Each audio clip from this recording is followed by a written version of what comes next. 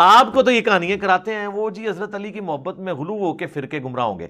تو سر وہ پوری حدیث کیا ہے؟ فضائل صحابہ احمد بن حنبل کی کتاب میں 2 روایتیں ہیں، اور یہ غیبی خبر رسول اللہ کے بتانے پر ہی موقوف ہے. مولا علی کا قول ہے کہ میری وجہ سے 2 فرقے جہنم میں جائیں گے اور 2 فرقے گمراہ ہوں گے، ایک میری محبت میں غلو کر کے، ایک میری دشمنی میں غلو کر کے.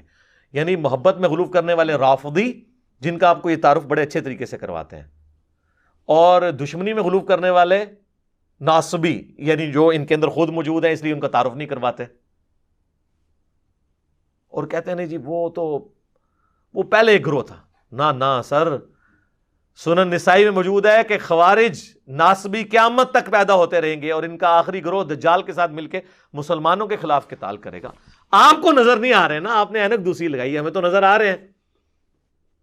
تو آپ کو کیسے نظر آئیں گے؟ آپ کے اندر موجود ہے. اور پھر جب زیادہ بحث ہوتی ہے کہتے ہیں جی قیامت الدن پوچھا نہیں جائے گا. یہ جو کچھ آپ نے حرکتیں کی ان کتابوں میں، یہ آپ سے نہیں پوچھا جائے گا کہ آپ نے حدیثوں کی تعریف کی ہے، علماء یہود کا کردار ادا کیا، آپ سے نہیں پوچھا جائے گا. صحیح مسلم میں 240 حدیث ہے، علی سے محبت نہیں رکھے گا مگر مؤمن، علی سے بغض نہیں رکھے گا مگر منافق. یہ تو کہتے ہیں نا وہ جی حب علی نہیں ہے، بغض معاویہ. بغض معاویہ تو کوئی چیز ہی نہیں دنیا میں، حب علی اور بغض علی ہے. ایویں کولو ایک محاورہ بنا چھڑے، قرآن و حدیث نہ آتا تو محاورے پھر بول دیتے ہیں آگے سے. تو یہ مسلم شریف کی حدیث پھر آپ لوگوں پہ فٹ ہونی ہے کہ آپ کے اندر بغض ہے. پوچھا نہیں جائے گا. پوچھا تو جائے گا. غدیر خم کی حدیث ہے، رسول اللہ ڈرا کے گئے ہیں صلی اللہ علیہ وآلہ وسلم. اور پھر جو المستدرک للحاکم میں حدیث ہے 4712 کہ اگر کوئی شخص پوری زندگی حجر اسود اور مقام ابراہیم کے درمیان نمازیں پڑھتا رہے اور روزے رکھتا رہے اور اس حال میں مرے کہ ہم اہل بیت کا بغض اس کے دل کے اندر ہوا تو اللہ اسے ضرور آگ میں داخل کرے گا. تو نہیں پوچھا جانا. آپ کی جنت اور دوزخ کا فیصلہ اہل بیت کی محبت پہ ہو رہا ہے، آپ اسے جو ہے وہ سنی شیعہ فساد بنائے ہوئے ہیں.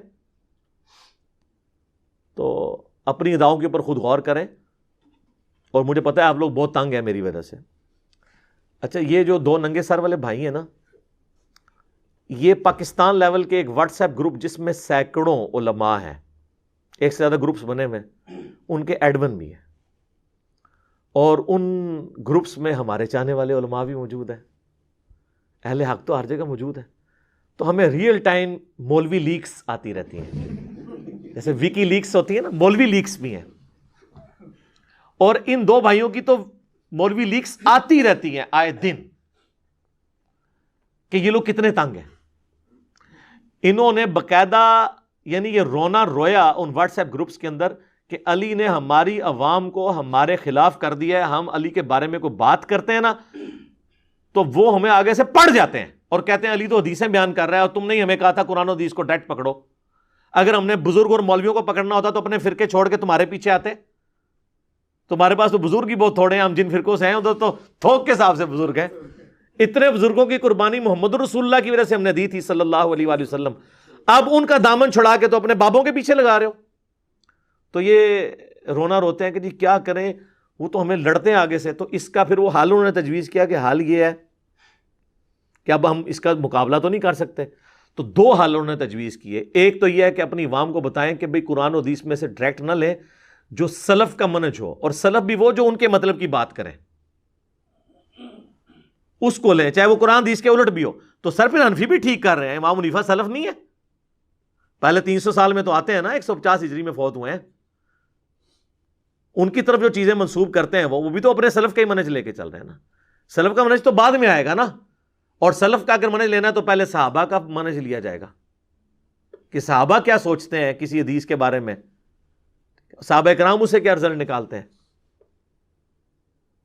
صحابہ کرام اس حدیث سے کیا رزلٹ نکالتے تھے بخاری اور مسلم کی کہ عمار کو ایک باغی جماعت قتل کرے گی، عمار ان کو اللہ اور جنت کی طرف بلائے گا، وہ جماعت دوزخ کی طرف بلا رہی ہوگی.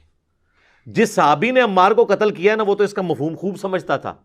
ابو الغادیہ صلح حدیبیہ کا صحابی، مسند احمد میں وہ رویا کرتا تھا کہ میرے اوپر یہ فٹ ہو گیا مسئلہ کہ عمار کا قاتل اور مال لوٹنے والا آگ میں ہے. یہ بھی حدیث ہے مسند احمد میں. ابن حجر اسقلانی نے تھوڑی سی سمجھداری کرنے کی کوشش کی اور کہا کہ نہیں، صلح حدیبیہ کا صحابی تھا، وہ اس کو فضیلت کور کر جائے گی. تو شیخ البانی نے سلسلہ احادیث صحیحہ میں ابن حجر کے اوپر رد کیا. انہوں نے کہا کہ جب فضیلت عام ہو اور اس کے اوپر کوئی تخصیص کرنے والی حدیث آ جائے تو یہ قاعدہ ویسے ابن حجر کو بھی پتا تھا, ویسے انہوں نے آنکھیں بند کر لی. جب تخصیص آ جائے تو حکم عام اٹھ جاتا ہے. صلح حدیبیہ والے کو آگ نہیں چھوئے گی, یہ عام ہے, لیکن جب تخصیص آ گئی کہ عمار کا قاتل اور مال لوٹنے والا آگ میں ہے تو یہ تخصیص ہوگی, اب اس سے یہ فضیلت اٹھ گئی. یہ جنرل ہے, ان کو سب کچھ پتا ہے.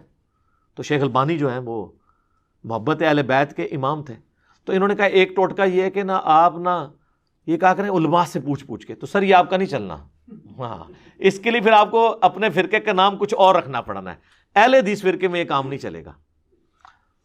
اور اس لیے میں بار بار کہتا ہوں کہ میں روئے عرض پہ سب سے زیادہ محبت اہل حدیث کے مکتب فکر اور ان کی سوچ کے ساتھ, مسلک اہل حدیث نہیں, منہج اہل حدیث کے ساتھ رکھتا ہوں. سب سے پہلے ان کو بات سمجھ آتی ہے, اور پریکٹیکلی یہ حقیقت ہے کہ یہ مکتب فکر تو آلموسٹ وینش ہو گیا ہے, مجھے سمجھ آ رہی ہے بیچاروں کے نوع کا. تو دوسرا انہوں نے کہا کہ دوسرا حربہ یہ ہے کہ اس کو نا گستاخ مشہور کرو. وہی جو ان کو لوگ گستاخ رسول کہتے تھے نا, تو آپ بھی اس کو گستاخ رسول, گستاخ صحابہ, یہ والا نا سودا بیچنا شروع کرو, اور خوب اس طرح کی نا چیزیں ہائی لائٹ کرو. تو اور چاہے آؤٹ آف کنٹیکسٹ کرتے رہو, اور اسی کے اندر انہوں نے پھر اس طرح کی حرکتیں کی ہیں. اور یہ جو حالیہ ویڈیو ہے, انہوں نے ایک ہفتہ تک یہ ویڈیو گھومتی رہی ہے, چند سیکنڈز کی, مجھے نہیں پتا تھی. مجھے اس دن پتا چلا جب انہوں نے اس کو یوٹیوب کے اوپر اپلوڈ کیا, فیس بک پہ چڑھایا, تو میں سر پکڑ کے بیٹھ گیا. میں نے کہا یار یہ لوگ ایک ہفتے میں بھی ان کو لوگ سمجھاتے رہے, انہوں نے عقل کے ناخن نہیں لیے, ہوش کے ناخن نہیں لیے. انہوں نے جناب وہ قطع برید کر کے تو, اور پھر وہ سلاخوں کے پیچھے میری تصویر بنائی اور کہا جی فی الفور اسے گرفتار کیا جائے. حکومتی اداروں کو انوالو کرنے کی کوشش کی, اور پھر ساتھ ہی ساتھ عوام کو مشتعل کرنے کی کوشش کی کہ کسی طریقے سے ہم یہ کریں. مجھے بتائیں, میں جیل میں چلا بھی جاؤں, اس سے بڑی بات میں دنیا سے بھی چلا جاؤں, دین واٹ, کیا ہوگا؟ جو ہونا ہے, the damage has been done. Damage تو ہونا تھا, ہو چکا. لوگوں کو سمجھ آنی تھی, کیونکہ ہم نے لوگوں کو بابوں کے ساتھ نہیں جوڑا, کتابوں کے ساتھ جوڑا ہے. جو ہم آپ سے کہتے ہیں کہ مرنے سے پہلے اے مسلمان کر لے اس پہ غور, کتابوں کا خدا اور ہے, بابوں کا خدا اور. کتابوں کا منہج اور ہے, بابوں کا منہج اور. کتابوں کا جہاں اور ہے, بابوں کا جہاں اور. ٹھیک ہے. اچھا, لوگ ہمیں کہتے تھے جناب وہ آپ کہتے ہیں نہ میں وابی نہ میں بابی, میں ہوں مسلم علمی کتابی. تو وابی آپ نے سنگل آؤٹ کر دی ہیں, یہ بابی کون ہے؟ تو ہم کہتے تھے بریلوی, دیوبندی, شیعہ کے اندر جو بابوں کے ماننے والے ہیں. لیکن اب افسوس کے ساتھ مجھے نعرہ بھی چینج کرنا پڑے گا, وابی کا لفظ بھی ختم کرنا پڑے گا, کیونکہ وابی بھی بابی ہیں. نہ میں بابی نہ میں بابی, میں ہوں مسلم علمی کتابی. ٹھیک ہے. ہاں, ادر دین وہابیوں کے آپ وہ والا شعر سنایا کریں, ان کو آپ کہا کریں بھائی یہ تمہارے اوپر یہ والی فٹ ہوتا ہے, تم نے بھی بابوں کی پرستش شروع کر دی ہے اپنے بزرگوں کی.